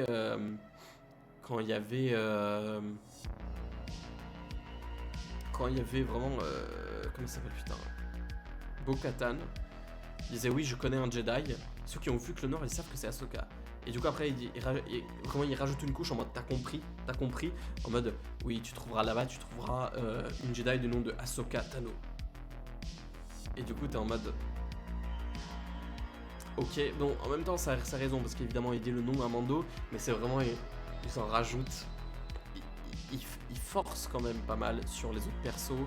C'était pas que avec lui, hein, c'était aussi le cas avec genre vraiment quand il y a Ahsoka qui se fight et qui sont en mode oui je cherche Thrawn, oui l'amiral de machin, et la meuf là je sais plus comment elle s'appelle, elle commence à faire le déroulé de qui est Thrawn, et t'es en mode mais de toute façon ceux qui savent ils ont compris hein, donc là je trouve que c'est plus subtil parce que c'est pas, il y a pas genre y a pas genre, parce qu'ils auraient pu faire un truc en mode il y a Boba Fett avec des jumelles et en mode je vois, et tu vois Mando et machin, et l'autre gars là, le petit con, Je trouve que c'est plus subtil que ça d'utiliser vraiment la rétention primaire et secondaire.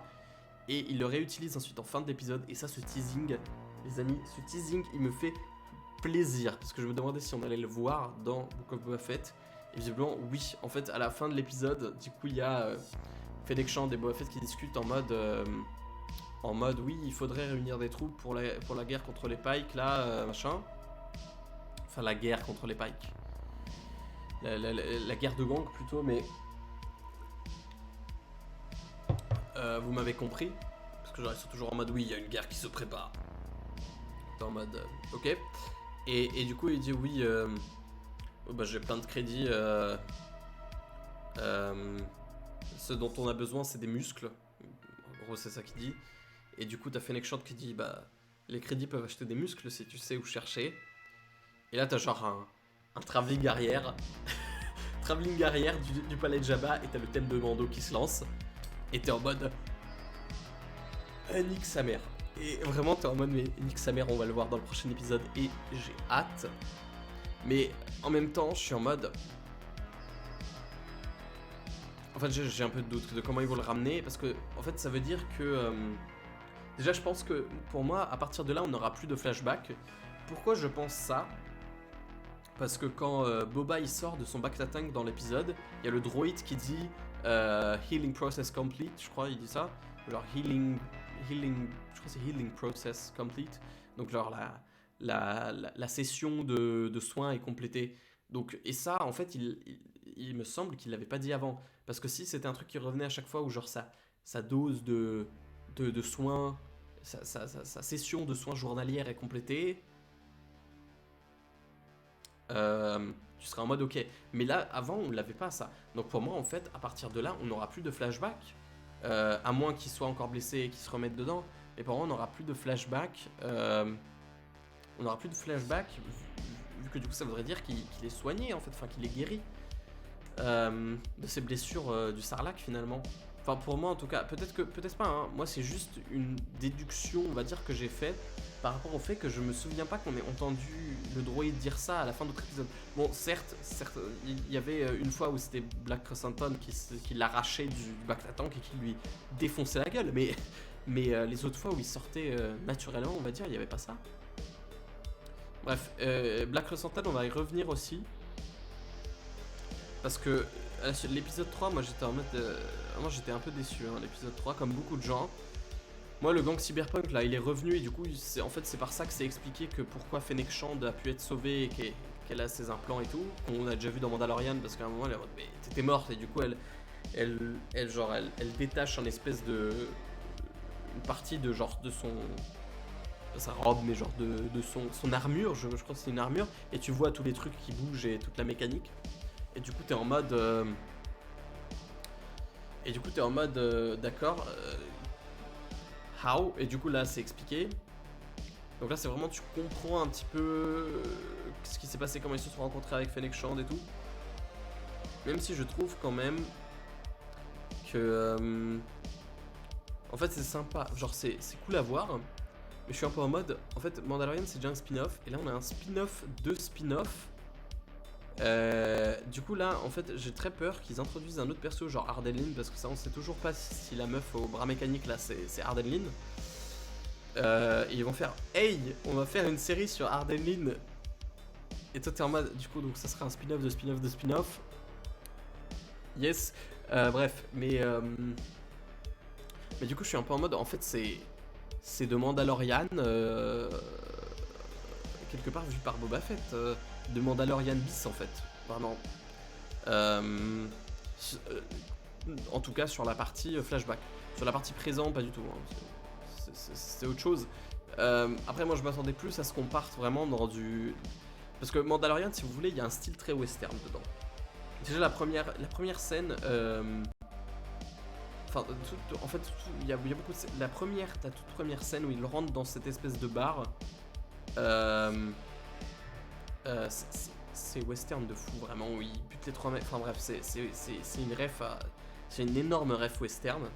Cette première scène où Vraiment, il y a tous les clichés, on va dire, des westerns. En mode, il défonce la gueule d'un mec avec un putain une putain de bière. T'as un mec qui se fait trancher dans la porte. Combien de fois dans les westerns on a eu des trucs avec des mecs qui se font buter dans la porte. Bon, là, il le retient, il se fait trancher en deux, en l'occurrence, le mec. Mais voilà. Et du coup, ça, c'était bourré de ref western. C'était vraiment un space western, quelque part, comme je le comparais un petit peu à Cowboy Bebop, même si Cowboy Bebop, c'est beaucoup plus cyberpunk. Mais Cowboy Bebop aussi a ce côté, juste, il y a Cowboy dans le titre, donc cette espèce de space western. Et dans Mandalorian, il y avait pas mal de moments où c'était un peu ça aussi, surtout que c'est surtout dans la saison 1, plus dans la saison 1 que dans la saison 2, parce que dans la saison 1, on passe beaucoup plus de temps sur des planètes de sable. Euh, Pas forcément sur Tatooine d'ailleurs, mais il y a d'autres planètes. Il y a aussi la planète où il va chercher Baby Yoda. Et là, vraiment, le coup comment il s'appelle, putain Quill, qui à ne pas confondre avec Peter Quill de chez Marvel, des Gardiens de la Galaxie. Quill, qui est joué par Nick Nolte et qui a cette espèce de ferme avec les Blurg, qui sont des animaux, des espèces de monstres qui sont incroyablement, qui ont l'air incroyablement cons, mais qui sont très, qui sont très drôles finalement.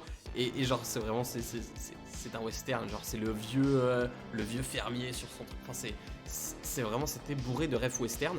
Et là, en fait, j'attendais plus. J'ai l'impression que Boba Fett aussi, il y a beaucoup de refs western. Et il y a aussi ce côté western, bien sûr parce qu'on est sur Tatooine, mais je m'attendais à ce qu'on passe beaucoup plus dans genre du underworld, ref mafieux, machin. Parce qu'à la base, c'était ça. C'est lui qui prend possession quelque part de l'empire criminel de son ancien patron. Et du coup, qui va buter le mec qui était genre son majordome, qui a pris sa place, la place de son ancien patron, qui va le buter et qui prend sa place et qui construit son empire criminel. Sauf que, en fait, ce qu'on voit depuis le début, c'est que personne ne le respecte, globalement. Hein, c'est qu'il n'impose pas autant de respect que Jabba. Mais ça, c'était prévisible, parce que bon, les Hutt, c'est encore un autre délire. Mais, du coup, je m'attendais vraiment beaucoup plus à ce qu'on parte dans du truc mafieux. Et là, pour le moment, c'est vraiment que dans cet épisode-là que je le sens, ce truc mafieux. Et qu'on commence vraiment à rentrer dans ce truc de Underworld. Et moi, je pense qu'il y aura une deuxième saison, même si je voudrais pas en vrai. Moi, je suis pas pour, parce que si on commence à faire 46 saisons sur chaque personnage de Star Wars, ça va être chiant au bout d'un mois. Et pour moi, s'ils font une deuxième saison, faudrait la clôturer sur la deuxième saison. Mais moi, je sens qu'il va y en avoir une deuxième, parce que j'ai l'impression qu'on est en train de construire la base de ce que pourra être la deuxième saison finalement, parce qu'il est en train de construire son empire criminel quelque part, et après on aura vraiment une intrigue par rapport à cet empire criminel, si vous voulez. Si vous voyez ce que je veux dire. Et pareil, Black Krrsantan, j'ai pas compris. Black Krrsantan, j'étais en mode... sur l'épisode précédent, tout le monde était en mode Black Krrsantan. Pour rappel, c'est évidemment le... on s'en branle. Black Krrsantan, évidemment, pour ceux qui savent pas peut-être,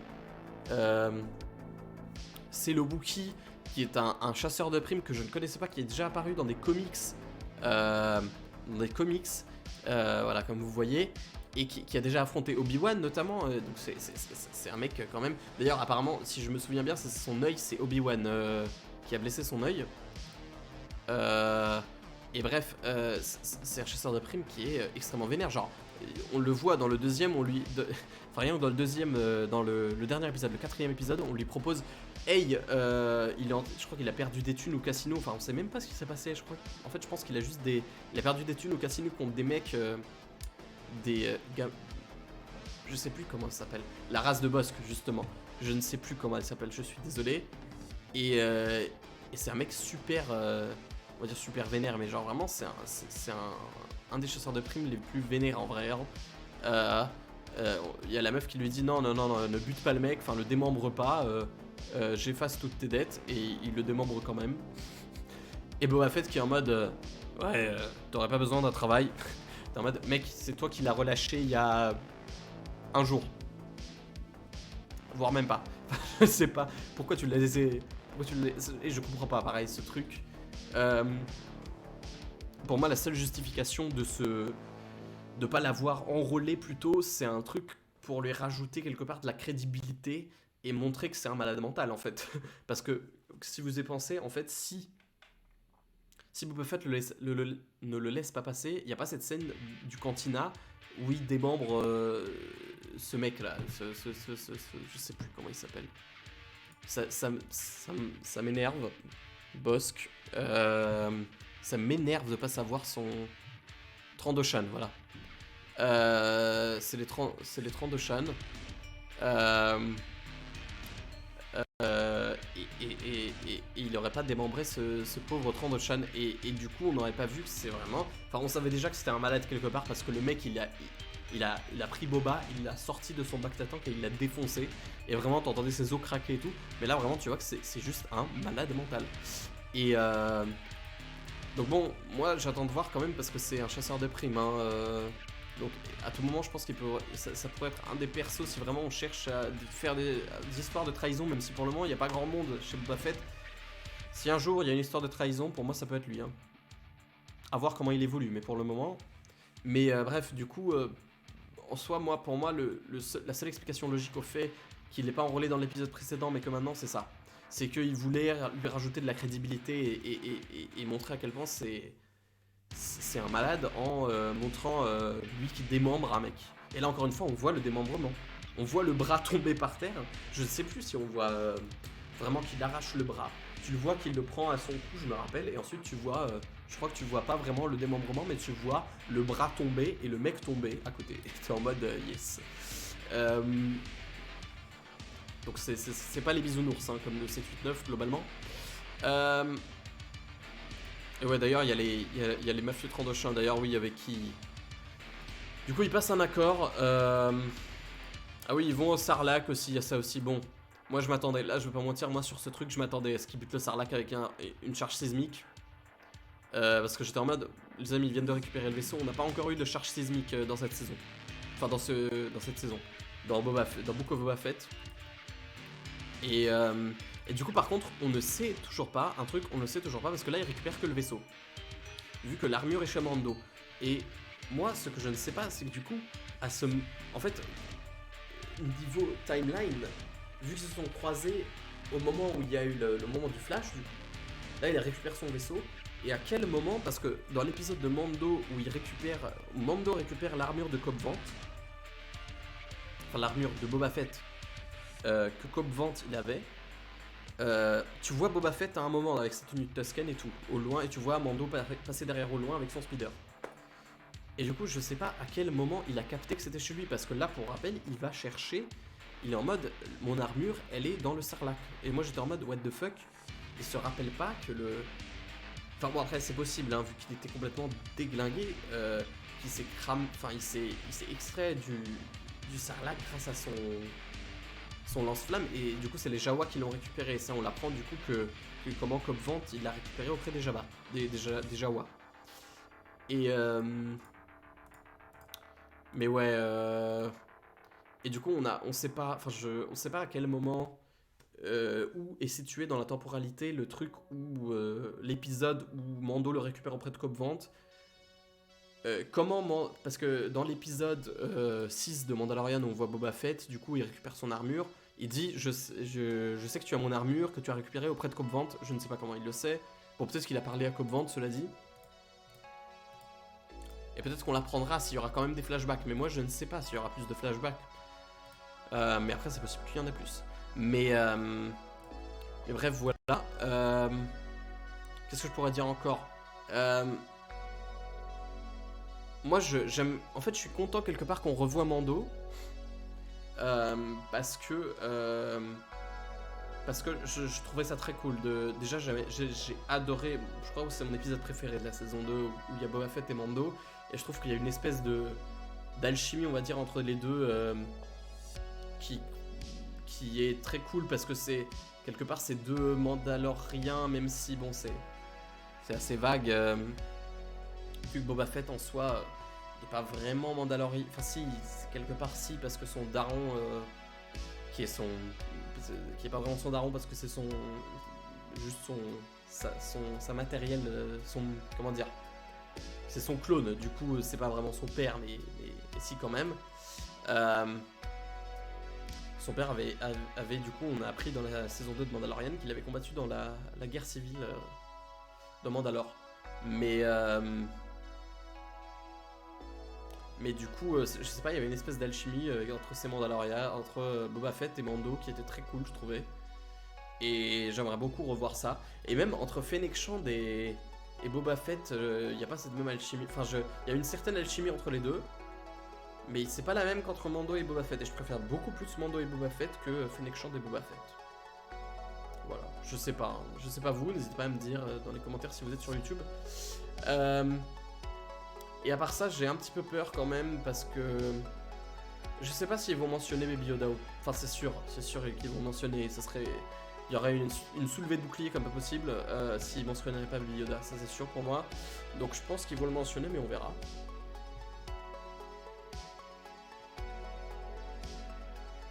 On verra. Qu'est-ce que je peux dire d'autre encore sur cet épisode 4? En vrai, je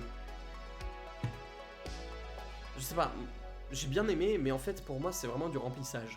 C'est-à-dire que ça fait vraiment, j'ai vraiment, en fait je n'ai, quelque part j'ai vraiment l'impression que c'est Mando bis. Les flashbacks c'est vraiment, pour moi c'est Mando,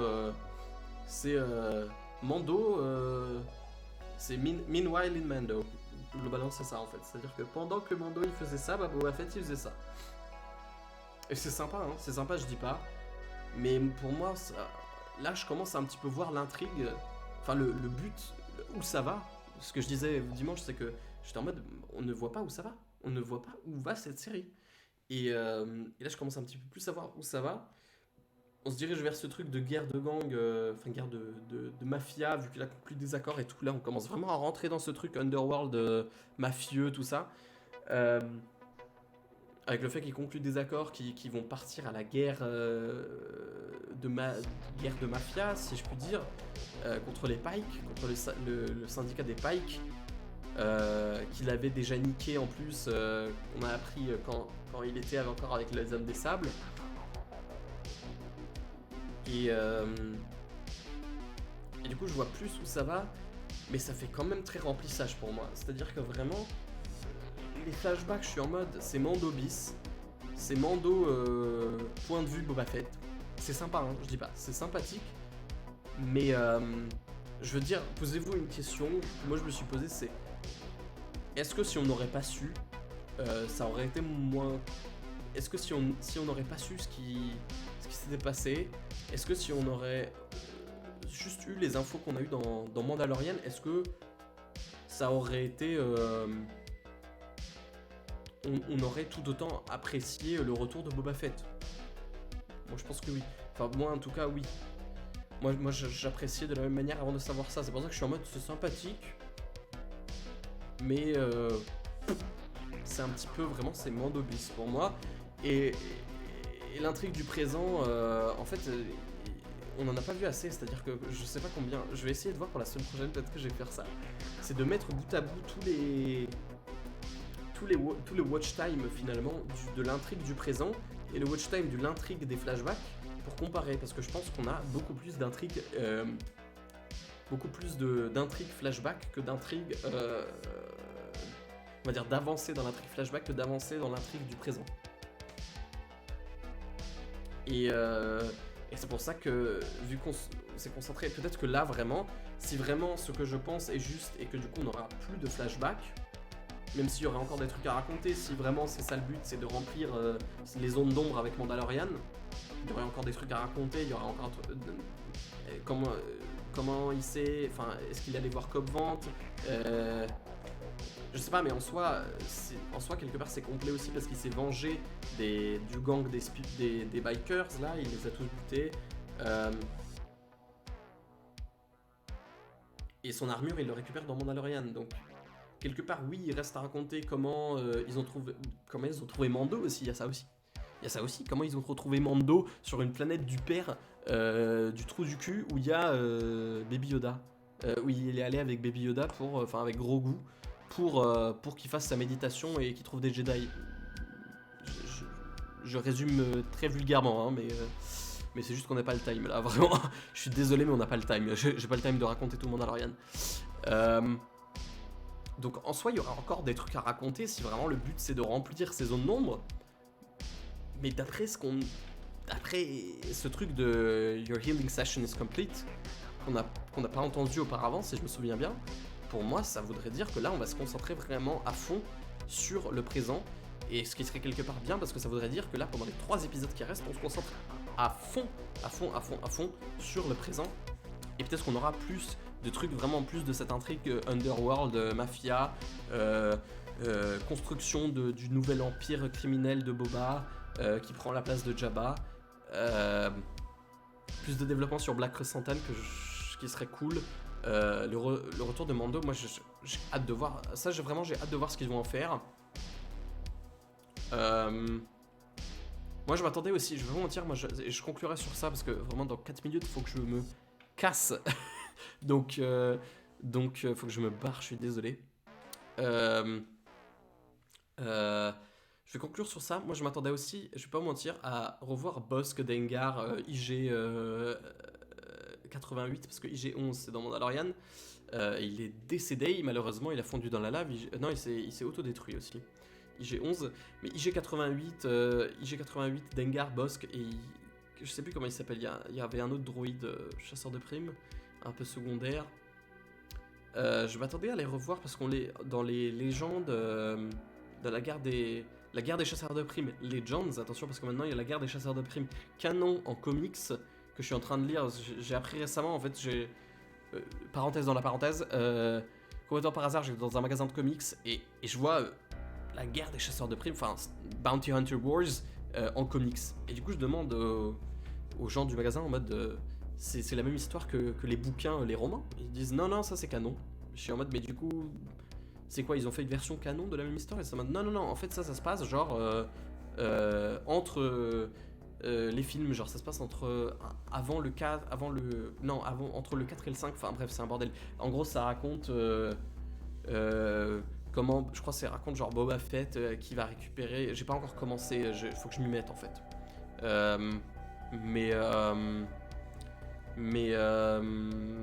Genre Boba Fett qui capture Han Solo justement, et il y a un truc en mode peut-être il se le fait voler je crois, ou des trucs comme ça, mais ça a l'air cool. Donc je vous en parlerai peut-être une fois pour vous dire comment c'est. Mais dans les Legends, les Bounty Hunter Wars, les Legends, en fait c'est Dengar qui retrouve le corps de Boba Fett après le Sarlacc déjà, et puis et du coup il y a un retour de Dengar, de Bossk. Et c'est trop cool. Et du coup je m'attendais à peut-être qu'ils s'inspirent un petit peu de ça, parce qu'apparemment ils se sont beaucoup inspirés apparemment sur certains détails de ces livres de Legends. Et du coup je m'attendais à ce qu'on revoie peut-être Dengar et Bossk. Et en vrai ça me ferait vachement plaisir, parce que Bossk, bon je préfère Bossk à Dengar quand même, mais ça me ferait vachement plaisir. Et j'ai regardé Bossk, si j'ai bien vu dans l'univers canon, il n'est pas, on sait pas où il est. Il n'est pas décédé officiellement, donc en soi, il y a moyen. Peut-être, en vrai, je me demande si c'est pas là-dessus qu'ils teaseront une saison 2. Genre, Bossk et Dengar qui reviennent en mode j'ai entendu dire que t'as pris la place du patron. Ça serait ouf. Ça serait ouf.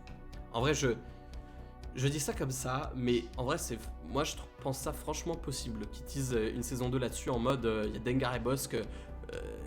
Et le gang là de tous ceux qui avaient travaillé pour l'Empire avec Boba, qui reviennent en mode alors t'as pris la place, enfin pour Jabba the Hutt et pour l'Empire, alors t'as pris la place du patron, qui reviennent en ennemi ou en ami d'ailleurs, ça on sait pas, parce que tout le monde est en mode ouais ils étaient super potes, mais en soi on sait pas hein, dans l'univers canon. Après moi j'ai pas lu beaucoup de comics à ce sujet, mais on sait pas. D'ailleurs Bossk, je crois que Bossk, j'ai vu une photo il y a pas longtemps, parce que justement j'étais sur un Reddit par rapport à est-ce que Bossk est mort ou pas, et il y avait un mec qui disait regardez, en fait il y a un screen du retour du Jedi, et tu vois Bossk sur le vaisseau de Boba Fett qui s'est craché ou qui a explosé, je sais plus, au même moment que Boba Fett est tombé dans le Sarlacc justement.